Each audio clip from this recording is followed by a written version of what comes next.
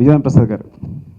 నేను అసిస్టెంట్ రైటర్గా చేసిన సినిమాలు తక్కువ, ఫ్రాంక్గా చెప్పండి అన్ని రైటర్గానే చేశాను ఆల్మోస్ట్. నేను సినిమాలో ఎవరైనా ఒక కథ చెప్పండి అనేది నేను చెప్తుంటాను. నా సినిమా గురువు వినాయక్ గారు అంటే ఆయన, బికాజ్ ఆయన దగ్గరికి వచ్చాను, ఆయనే కథ చెప్పడం విన్నాను అంతే. తర్వాత ఇండస్ట్రీలో ఎవరు ఏ సీనియర్ రైటర్స్ కానీ డైరెక్టర్ కానీ కథ ఎలా చెప్తారు, ఎలా ఒప్పిస్తున్న విషయం నాకు తెలియదు. అందువల్ల నేను కథ చెప్పిన ఆర్య కథ అరవింద్ గారి దగ్గరికి వెళ్ళినప్పుడు 4 గంటలు చెప్పాను. జగడం 5 గంటలు చెప్పేవాడిని. ఆర్య టు ఒక 3.5 hours అట్లా కథ చెప్తూ బోర్ కొట్టేస్తుండేవాడిని. చివరికి వాళ్ళ డౌట్స్ కూడా ఏం చెప్పారు అర్థం కాదు. మీకు అంత కథ చెప్పిన తర్వాత ఎవరికి ఏం గుర్తుంటుంది. అదృష్టవశాత్తు నేను లైఫ్లో విజయన్ ప్రసాద్ గారిని కలవడం జరిగింది. నేను కలవడం కన్నా అదృష్టం నన్నే వెతుకొచ్చినట్టు ఎందుకో ఆయనే నన్ను కలిశారు. ఒక సిచ్యువేషన్ అలా వచ్చింది.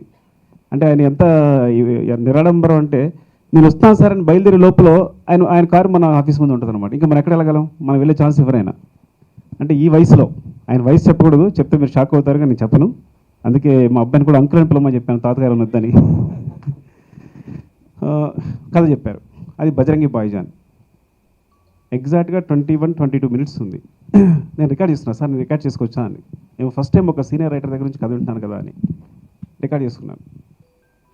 అవి వింటుంటే 22 నిమిషాల్లో మొత్తం కథ, ప్రతి సీన్ వచ్చేసింది. అందులో ఎమోషన్ వచ్చేసింది, కామెడీ వచ్చేసింది, లవ్ సీన్స్ వచ్చేసాయి, అన్నీ మొత్తం నేరేషన్లో అన్నీ ఉన్నాయి.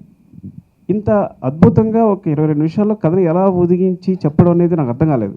అది వింటూనే ఉన్నాను. ఆ తర్వాత ఎంత ఉపయోగపడిందంటే నాకు ఆ విషయం, అఫ్కోర్స్ తర్వాత బజరంగి భాయిజాన్ చూశాను. మీరు నమ్మండి, చూసినప్పుడు ఒక్క సీన్ కూడా మిస్ అవ్వలేదు సినిమాలో. ఒక్క సీన్ కూడా, ఒక 10% ఏవో షార్ట్ చేంజెస్ లేకపోతే కనెక్షన్స్ ఏవో ఉంటాయేమో కానీ 90% సీన్స్ ఆయన 22 నిమిషాలు ఏది డైరెక్ట్ చేశారో ఆ సినిమా అంతా ఉంది. అంటే ఇప్పుడు ఏదో ఆయన కథ చెప్పారు, ఇంకెవరో డెవలప్ చేశారు, ఎవరో తీసినట్టు కాదు. బజరంగి భాయిజాన్ సినిమాని మొత్తం 20 నిమిషాలు మొత్తం చూపించారు. అదే సినిమా చూశాను నేను, ఇంకా షాక్ అయిపోయాను. ఆ తర్వాత నాకు కథ చెప్పడం చేతనైంది. ఆ తర్వాత నేను 3 కథలు చెప్పాను. 3 కథలు 1/2 hour 35 minutes చెప్పాను.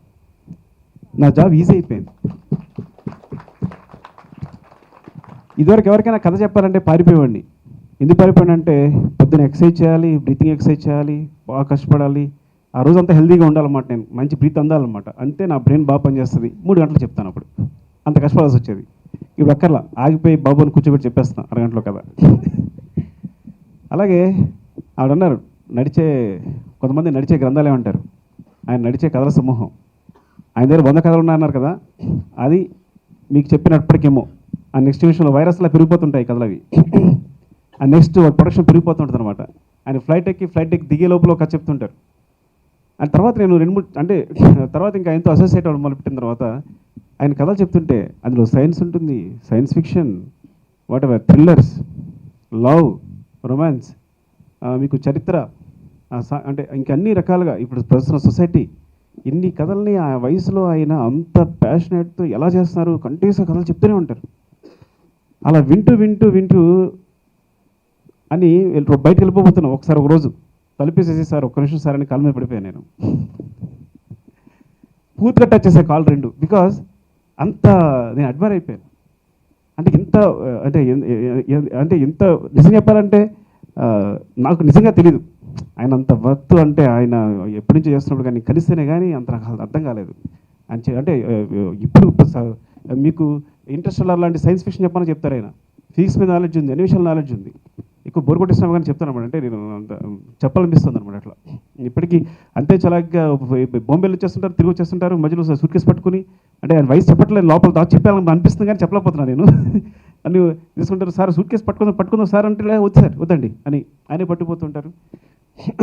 ఈ వయసులో డైరెక్ట్ చేయడం చాలా అద్భుత విషయం. మేమందరం కష్టపడినా ఈ వయసులో, ఎందుకంటే ఎప్పుడు డైరెక్షన్ మానేసి ప్రొఫెషన్ వైపు వెళ్ళిపోదామా, ఈ టెన్షన్ తట్టుకోలేము అని భయపడుతున్నప్పుడు నిజంగా మళ్ళీ ఒక ఇన్స్పిరేషన్ అనమాట. అవునా, ఆ ఏజ్లో ఆయన చేస్తానంటే ఇది నేను భయపడుతున్నాను, ఇంత టెన్షన్ పడుతున్నాను అని ఈ వయసులో ఆయన.